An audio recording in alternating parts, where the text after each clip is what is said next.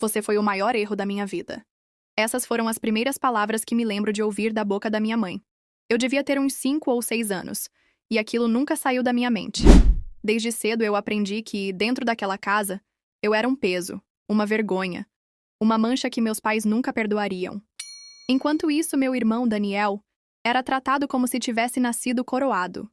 O filho perfeito, o orgulho da família, o presente de Deus para eles. A diferença de tratamento era tão gritante que doía até em quem via de fora. Mas dentro de mim, se transformava em feridas que nunca cicatrizavam.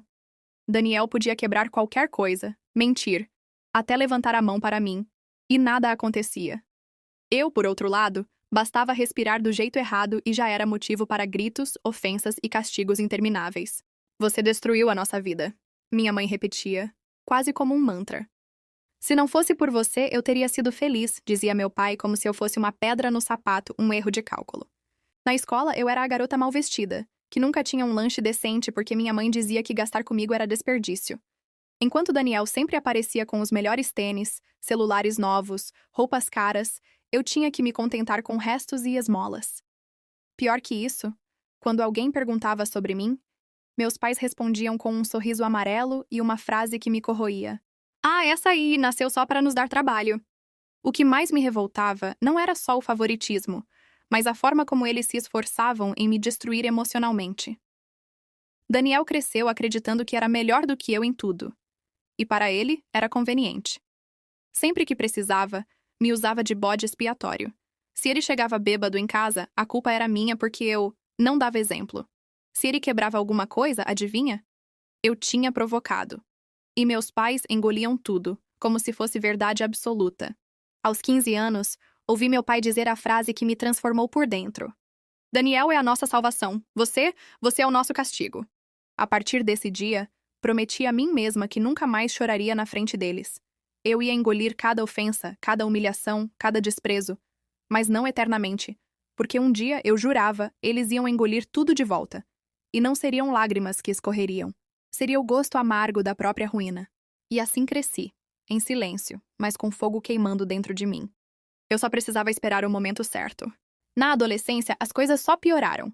Enquanto Daniel era o príncipe que recebia carro aos 18, dinheiro para festas e viagens, eu era obrigada a trabalhar meio período para ajudar em casa. Mas o dinheiro nunca ficava comigo. É o mínimo que você deve fazer depois de tudo o que nos fez passar, minha mãe dizia, estendendo a mão para pegar cada centavo do meu salário. Eu, calada, entregava. Eles sempre diziam que eu tinha dívidas com eles. Dívidas que, segundo eles, eu jamais conseguiria pagar. Daniel, ao contrário, nunca precisava de nada. Ele era sustentado sem culpa, bajulado, tratado como um investimento de luxo que renderia glória para a família. Lembro de um aniversário meu em que ganhei nada além de críticas. Eu tinha juntado minhas próprias economias para comprar uma blusa simples, e quando apareci usando, minha mãe me olhou de cima a baixo e disse: ridícula! Parece uma mendiga tentando fingir que tem estilo. Enquanto isso, Daniel recebia um relógio caríssimo de presente no mesmo dia, só porque havia passado de ano. Algo que, para mim, era obrigação, mas para ele era um feito heróico. Na escola, eu era motivo de chacota. Daniel fazia questão de espalhar para os outros que eu era a filha errada, a que nunca deveria ter nascido. Eu sofria bullying não só por ser pobre e maltratada, mas porque meu próprio irmão alimentava a crueldade dos outros. E se eu ousasse reclamar, meus pais diziam que eu era fraca, dramática, ingrata. Cheguei a acreditar que talvez fosse verdade, que eu realmente não tivesse valor. Mas dentro de mim havia algo que resistia. Um orgulho silencioso. Eu sabia que não era burra, que não era fraca, que não era o lixo que eles diziam. Eu estudava em segredo, me dedicava, passava noites acordada aprendendo coisas que ninguém se importava em me ensinar. Eles podiam tentar me apagar, mas eu não seria apagada. Quando terminei o ensino médio, ninguém comemorou.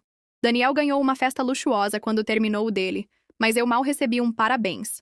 Ao contrário, meu pai disse que eu deveria agradecer por não ter sido expulsa da escola, como se ter notas boas fosse obrigação minha e mérito dele. Foi nesse ponto que comecei a traçar meus próprios planos. Eu sabia que se continuasse naquela casa, acabaria esmagada para sempre.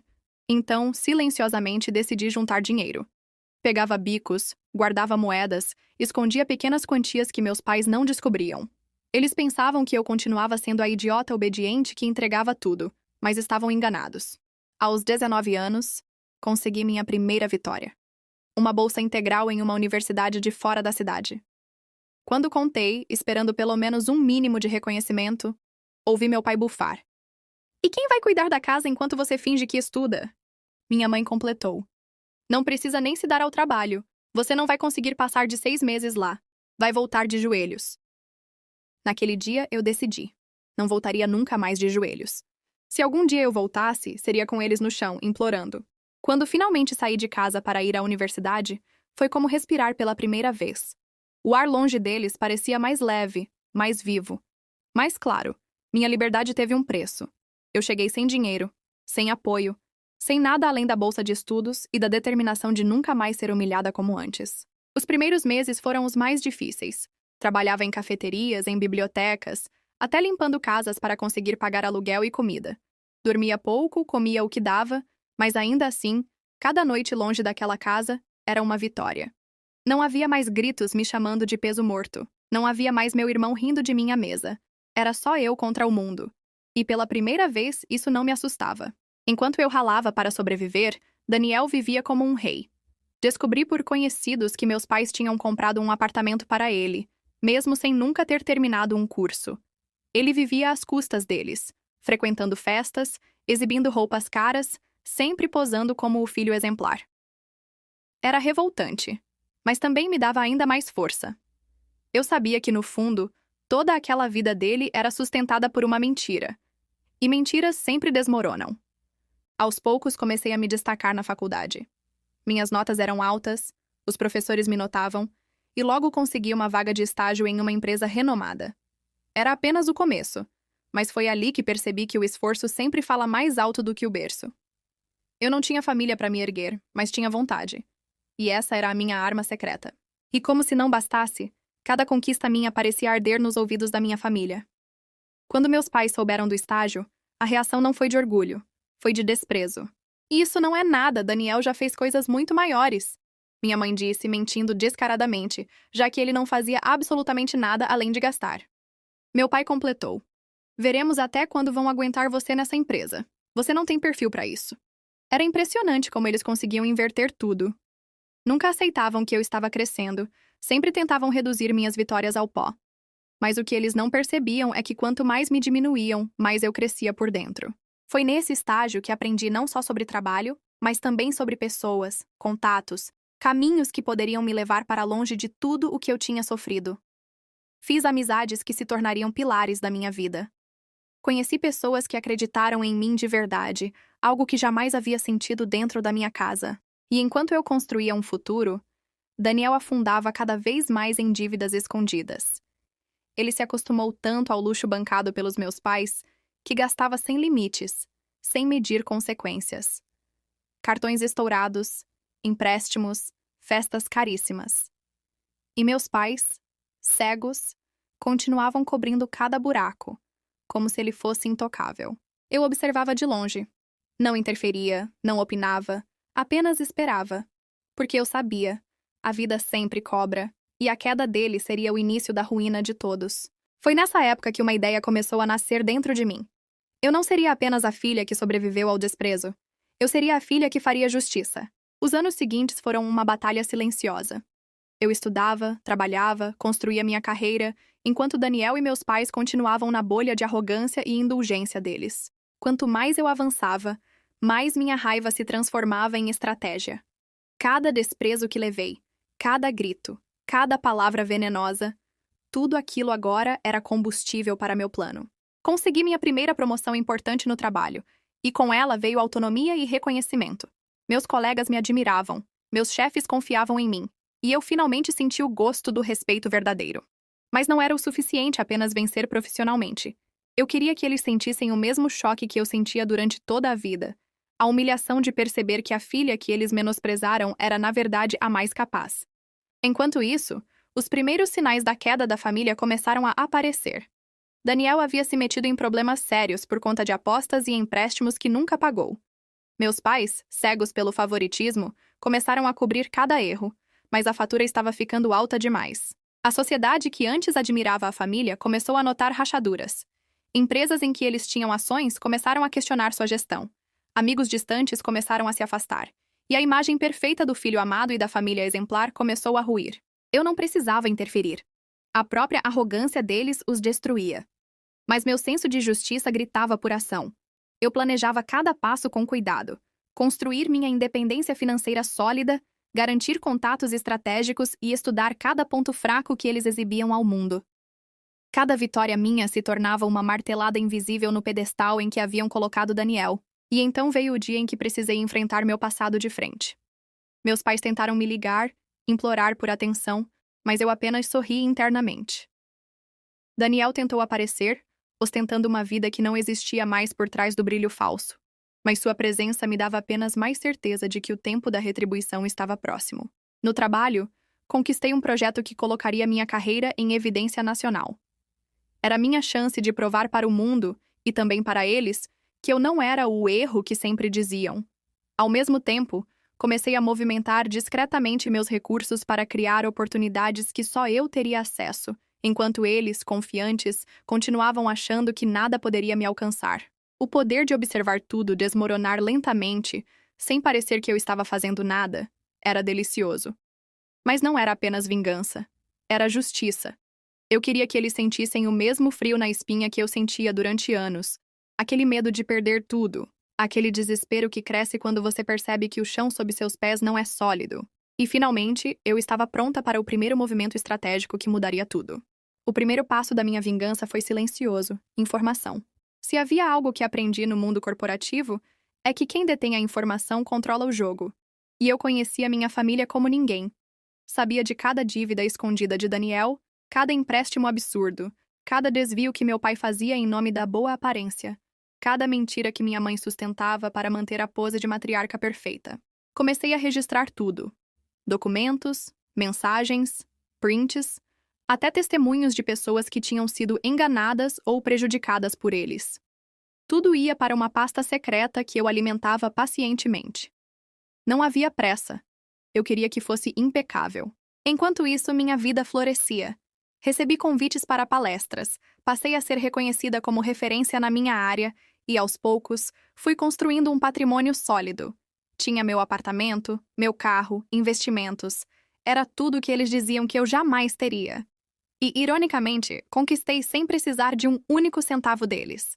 Foi nesse período que meus pais reapareceram, desesperados. O império que eles achavam que tinham estava ruindo. Daniel havia se envolvido em um escândalo de fraude e apostas ilegais, e a mídia começava a farejar a podridão. Eles vieram até mim. Sim, a filha que sempre desprezaram, pedindo ajuda. "Você é a única que pode salvar a nossa família?" minha mãe disse com a voz trêmula. Aquele foi o momento em que senti algo que nunca tinha experimentado antes: poder. Eu olhei nos olhos dela e lembrei de cada palavra cruel que me disse quando eu era criança, de cada noite em que chorei escondida, de cada aniversário ignorado. E sorri. "Engraçado", respondi. "Eu não me lembro de ter família." A expressão dela se contorceu de choque e fúria. Meu pai tentou intervir, dizendo que eu tinha a obrigação de ajudar, afinal, sangue é sangue. Eu apenas ri. "Vocês mesmos me ensinaram que eu era um peso, um erro. Agora me digam, por que eu salvaria o erro de vocês?" Saí dali com a certeza de que a vingança estava só começando. Mas eu não queria apenas negar ajuda. Isso seria pouco. Eu queria que eles sentissem tudo o que senti: o desprezo, a vergonha pública, a humilhação. Então, montei minha estratégia final. Usaria cada prova que tinha reunido, cada detalhe das mentiras que sustentavam, para expô-los. Não como uma vingança impensada, mas como um desmonte calculado, irreversível. E a oportunidade perfeita surgiu quando um grande evento de negócios foi anunciado. Um evento em que meu pai e Daniel fariam parte, buscando novos investidores. Seria o palco perfeito para a queda deles. Eu só precisava preparar a cena. O evento de negócios era o ambiente perfeito. Empresários renomados, investidores, políticos, jornalistas. Todos os olhos estariam voltados para os participantes. Meus pais e Daniel apostavam tudo naquela noite, acreditando que seria a chance de recuperar o prestígio perdido. Eles chegaram com sorrisos ensaiados e roupas caras, tentando esconder o cheiro de desespero. Eu estava lá também, não como espectadora, mas como convidada de honra. Meu nome já circulava entre os principais executivos do setor, e meu trabalho era reconhecido nacionalmente. Era impossível para eles ignorarem minha presença. E o olhar de espanto quando me viram foi um dos momentos mais doces da minha vida. Você? Meu pai murmurou, incrédulo, quando nossos olhos se cruzaram. Sim, respondi com naturalidade. Parece que finalmente nos encontramos no mesmo nível. Ou melhor, não exatamente. Eles tentaram manter a pose, mas eu via o incômodo crescer a cada instante. E então, veio o momento que eu havia planejado. Uma das palestras da noite seria sobre ética nos negócios, e eu era uma das palestrantes. Quando subi ao palco, vi o rosto dos três se transformar em tensão pura. Eles sabiam que eu tinha motivos, mas jamais imaginariam até onde eu iria. Minha fala começou profissional, polida, respeitosa. Mas aos poucos conduzi o discurso para o terreno que eu queria. Como a mentira, a corrupção e o favoritismo podiam destruir famílias e empresas inteiras. Sem citar nomes de imediato, expus exemplos reais, cada um baseado neles. Mostrei documentos, provas, relatórios. O murmúrio da plateia crescia. As pessoas começaram a reconhecer de quem eu estava falando. E no auge da apresentação, revelei: essas práticas não são ficção. Elas pertencem a pessoas que muitos aqui conhecem, que caminham entre vocês como se fossem modelos de sucesso. Mas a verdade é esta. Projetei no telão cópias de dívidas de Daniel, desvios de dinheiro feitos pelo meu pai, fraudes assinadas pela minha mãe. Era como ver um castelo desmoronar diante de centenas de testemunhas. O silêncio da sala foi seguido de um burburinho escandalizado. Jornalistas já digitavam freneticamente. Investidores, chocados, se levantavam. E lá estavam eles. Meu pai, minha mãe e Daniel, paralisados, tentando conter o pânico. Por anos eu fui chamada de erro, de peso morto, concluí. Hoje, mostro a vocês quem sempre carregou a verdade. E a verdade é implacável. A plateia explodiu em aplausos. Eu desci do palco sentindo algo que não se pode descrever em palavras. Era a vitória do silêncio contra o grito, da rejeição contra a arrogância. Meus pais tentaram sair discretamente, mas já era tarde demais. O nome deles estava destruído, a imagem pública arruinada. Daniel, com os olhos arregalados, parecia um menino perdido. E eu sabia, aquilo era apenas o começo da ruína deles. Nos dias seguintes, a queda da minha família se acelerou. A imprensa não deu trégua, artigos, reportagens e redes sociais repetiam as provas que eu havia mostrado. Investidores e parceiros que antes confiavam cegamente nos meus pais começaram a cortar relações. Empresas fecharam contratos, ações despencaram, e a reputação deles foi destruída de forma quase instantânea. Daniel tentou ligar para mim, suplicando ajuda, mas eu nem atendi. Ele chorava nas mensagens, prometendo mudar, implorando por perdão.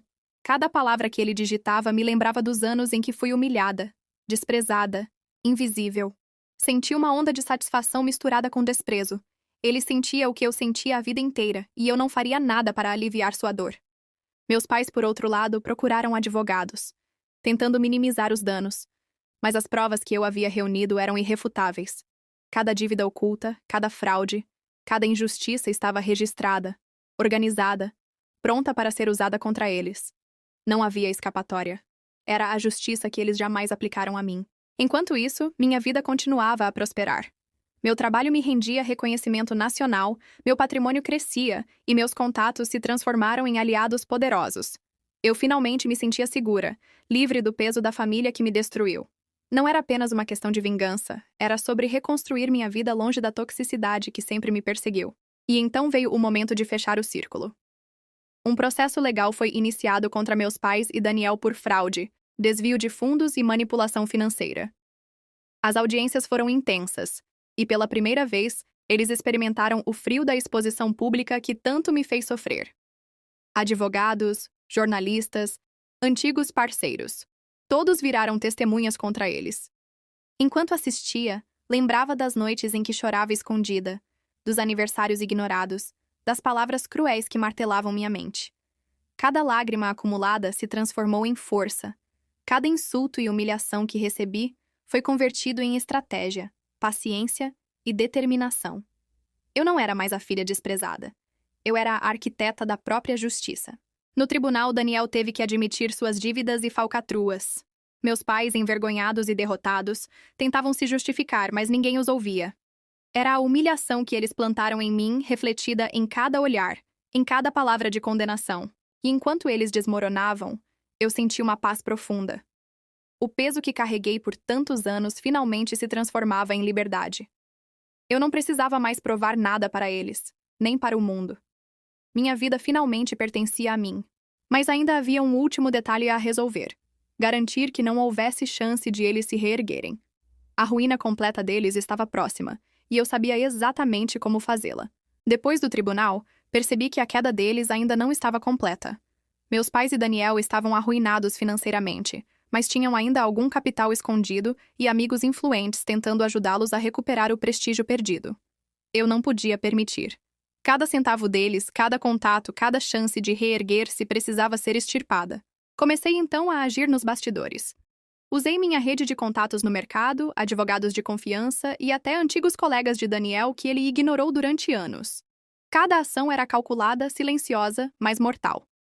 Empresas que antes davam crédito para eles foram alertadas das fraudes. Parceiros começaram a exigir pagamentos imediatos e documentos impossíveis de cumprir. O resultado foi rápido: contas bloqueadas, contratos cancelados, fornecedores retirando apoio. Enquanto eles se desesperavam, eu finalmente pude respirar sem medo. Minha própria vida continuava crescendo, mas dessa vez não era só sobre carreira ou dinheiro. Era sobre paz. Não precisava mais vigiar cada passo. Não precisava mais viver com medo da próxima humilhação. Daniel chegou a implorar novamente, mas seu orgulho ainda falava mais alto do que a necessidade de ajuda. Ele se tornou uma sombra do que era, indo de porta em porta, pedindo favores que ninguém queria dar. Era doloroso de observar? Talvez. Mas era justo. Cada mentira, cada zombaria, cada vez que ele me humilhou, agora retornava para ele multiplicada. Meus pais, por outro lado, tentaram manipular antigos aliados e amigos para reconquistar prestígio. Mas tudo o que eles tentavam dava errado. Cada gesto, cada ligação, cada tentativa de se recompor era sabotada pelas provas que eu havia espalhado estrategicamente. Não havia espaço para erros, e eles não tinham onde se esconder. Ao mesmo tempo, eu estava reconstruindo minha própria felicidade. Com investimentos sólidos, imóveis, viagens, amizades e experiências, finalmente senti que a vida era minha. Não apenas sobrevivi, eu floresci. Cada conquista era uma lembrança silenciosa para eles. Eu venci onde eles tentaram me esmagar. E mais importante, senti que a vingança já tinha cumprido seu papel. Eu não queria apenas destruí-los. Eu queria me libertar deles, viver minha vida com alegria, longe do desprezo e das humilhações que marcaram minha infância. No final, a liberdade era a vitória mais doce. A sensação de acordar sem medo, sem dor, sem gritos e sem olhares acusatórios, isso era o que me dava forças. Eles haviam sido desmascarados, humilhados e destruídos social e financeiramente. Eu, por outro lado, estava finalmente livre para construir a vida que sempre sonhei. E foi nesse momento, observando a vida renascer diante de mim, que percebi: vingança não era apenas sobre justiça. Era sobre reivindicar minha própria existência. Com a queda deles consolidada, finalmente senti que o passado estava realmente ficando para trás. Daniel mal podia sair de casa sem que lembrassem das fraudes e dos escândalos. Qualquer tentativa de contato com antigos amigos ou parceiros resultava em portas fechadas. Meus pais, por mais que tentassem, estavam isolados socialmente, sem credibilidade, sem dinheiro, sem prestígio. Cada telefonema deles para mim era uma lembrança amarga do tempo em que eu era apenas alvo de desprezo. Eu, por outro lado, continuava a prosperar. Minha carreira atingiu níveis que eu jamais sonhei. Minha rede de contatos era extensa, meus investimentos me permitiam viajar, comprar imóveis, ajudar pessoas de confiança. Mas, diferente de antes, não precisava provar nada a ninguém. Tudo o que construí veio do meu esforço, da minha inteligência e da paciência que aprendi a ter com cada insulto e cada humilhação que levei. E então, finalmente, senti que podia sorrir de verdade. Eu não era mais a filha desprezada, a garota que vivia à sombra de Daniel e das exigências cruéis dos meus pais. Eu era minha própria arquiteta, minha própria salvadora. Cada lágrima que derramei, cada noite em claro estudando ou trabalhando, cada ofensa que engoli em silêncio, tudo tinha valido a pena. O pior de tudo para eles era ver que eu não só sobrevivi, como floresci. Eu assistia de longe, sem necessidade de confronto, enquanto eles enfrentavam a realidade que construíram para si mesmos: solidão, humilhação pública e falência financeira. Cada soco invisível que a vida lhes dava era a mesma dor que eu senti por anos, agora multiplicada em doses justas. E ao mesmo tempo, a sensação de paz interior começou a crescer. Liberdade não é apenas poder. É não depender de ninguém que te destruiu. É acordar todos os dias sabendo que você construiu sua vida com suas próprias mãos e que ninguém jamais poderá tirar isso de você. Foi então que percebi algo. A vingança completa não é apenas sobre destruir, é sobre transformar sua dor em força e felicidade. E eu havia feito exatamente isso. Minha vida estava inteira à minha disposição, e pela primeira vez, eu podia me permitir sonhar sem medo. Aquele sentimento de triunfo, de vitória silenciosa e absoluta, era mais doce do que qualquer riqueza que eles poderiam ter ostentado. Eu finalmente era livre, plena, feliz. E o melhor, do jeito que sempre quis, sem olhar para trás. Nos meses que se seguiram, minha vida se estabilizou de forma plena. Eu havia reconquistado minha autoestima, construído patrimônio, consolidado minha carreira e criado amizades que realmente importavam. Cada passo que eu dava era meu, sem interferência, sem julgamento, sem medo de ser diminuída. Daniel sumiu do meu radar. Tentou se reerguer em pequenas tentativas patéticas, mas a sociedade já não lhe dava crédito. Ele se tornou um exemplo de arrogância punida, o espelho daquilo que ele sempre me fez sentir. Meus pais, por sua vez, estavam sozinhos, isolados e arruinados. As dívidas ocultas vieram à tona. As amizades falsas se dissiparam, e o prestígio que eles tanto valorizavam desapareceu. Eu, observando de longe, senti apenas compaixão misturada com satisfação silenciosa. Não era ódio, nem prazer pelo sofrimento alheio. Era a certeza de que a justiça, tarde ou cedo, sempre encontra seu caminho. A vida me presenteou com oportunidades que eu nunca imaginei ter. Viajei, aprendi, investi em projetos que me davam orgulho e comecei a ajudar pessoas que realmente precisavam. Diferente de antes, meus atos não eram para agradar, mas para me realizar. A liberdade de escolher, a liberdade de sorrir sem medo, era a recompensa final. E então, finalmente, eu pude me permitir olhar para o passado sem rancor. Cada humilhação, cada desprezo, cada lágrima acumulada tinha me transformado em alguém forte, estratégica e consciente do próprio valor. Eu não precisava mais provar nada, nem para meus pais, nem para Daniel, nem para ninguém. A vingança tinha sido cumprida, mas mais que isso, a vida que construí era a prova viva de que eu podia florescer apesar de tudo. Eu não apenas sobrevivi ao desprezo, eu o superei, transformando dor em força, tristeza em aprendizado, injustiça em triunfo. E finalmente sorrindo, percebi que a felicidade verdadeira não vem da destruição alheia, mas da liberdade conquistada, da autonomia, do amor próprio restaurado. Eu era livre, eu era feliz, e nada nem ninguém poderia mudar isso. O eco das palavras que me marcaram a vida inteira, "Você é um erro", agora se transformava em memória distante. Eu não era mais um erro, eu era a vitória. E assim, minha história terminou exatamente como eu queria. Com justiça, superação e felicidade verdadeira, construída inteiramente por minhas próprias mãos. Se você ficou até o final, não se esqueça de deixar o seu like e comente aqui embaixo se você tem ou conhece uma família assim.